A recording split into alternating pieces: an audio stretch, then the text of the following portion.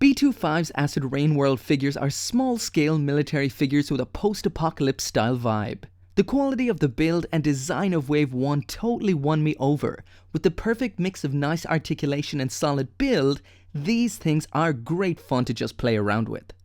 As for WAVE2, we get that all over again. The Stronghold is a familiar figure with a different loadout, and with the Laurel we get a smaller, more mobile mech packed with the same features. These figures also feature modular swappable parts, so essentially, you can't have too many of them. Hey, what is up everyone? Welcome back to another review, and today I'm going to be taking a look at Wave 2 of B2FIVE's awesome Acid Rain World figures. First off, I have to mention a thank you to those guys for sending them to me. And secondly, if you haven't seen my review of Wave 1, then you can check that out. I'll put the link down in the description. But for now, let's move on to these two.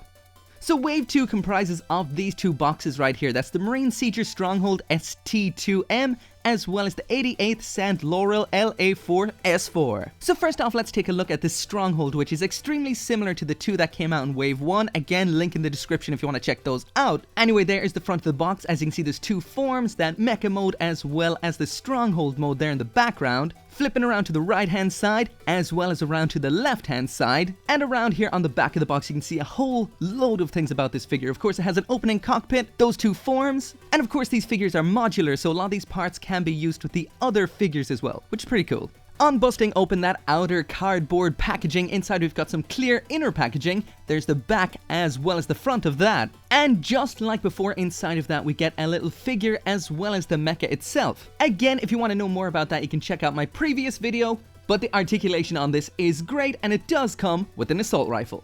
Also, just like we saw before, the Stronghold comes in 5 separate pieces that can be assembled into the Stronghold like this, which is basically a mobile mode which looks kind of like a tank, and as well as the Stronghold mode we have the Mecha Mode. Just like before, the Mecha Mode looks epic. This time we've got a set of piled bunkers and fists for weapons, as well as that cool bit of orange armor on the head there, but pretty much just like we saw before. So what that means is we've got that opening cockpit, a bunch of hard points all over its body. Like I said, these figures are modular, so you can use a lot of different parts wherever you want. A bit of a tow bar down there if you want to connect them together, as well as some handles for attaching the minifigure. The main difference to what we saw before are these pile bunkered tonfas on the bottoms of the forearms. They slide out like this, and definitely pretty cool.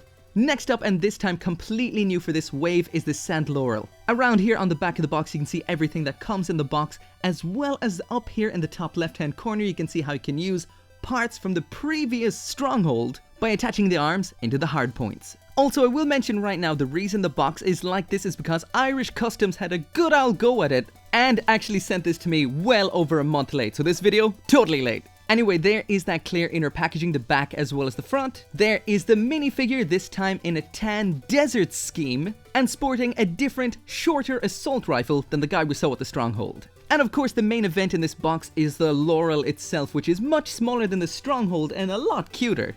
As always with these figures, the articulation is great. There's the arm all the way up, the bend at the elbow. The hand can rotate all the way around as well as open up. The cockpit on this guy opens up in 2 separate sections, the upper section as well as the lower section. The left arm is slightly different to the right arm featuring this weapon. As for the lower section, we've got rotation at the waist, the kick out to the side, up to the front and out to the back. There's the bend at the knee, and we have a bend at the toe. The minifigure can sit into the cockpit like that, close it up and it looks like that. And then the last thing we have in here is the shoulder cannon, which can mount onto the hard points at 2 different sections. The shoulder cannon connects up here on the shoulder, and this section here at the end of the ammo belt connects down here under the arm. And there we go, that's what it looks like all put together. Pretty damn cool. But anyway, that is it for the review, and what can I say? Once again, I love these little figures. Personally, if I saw them first, I wouldn't be all that interested in going out and buying them, but the minute you get your hands on them, you realize they're a whole lot better than what you would think. The quality is solid, the articulation is great, and all in all, they just look cool. So much fun to play around with. There's something I definitely think is worth checking out. Anyway, I'll leave all the details down there in the description for you if you're interested in picking them up. But as always, thank you very much for watching, and make sure to come back for more reviews. See you next time.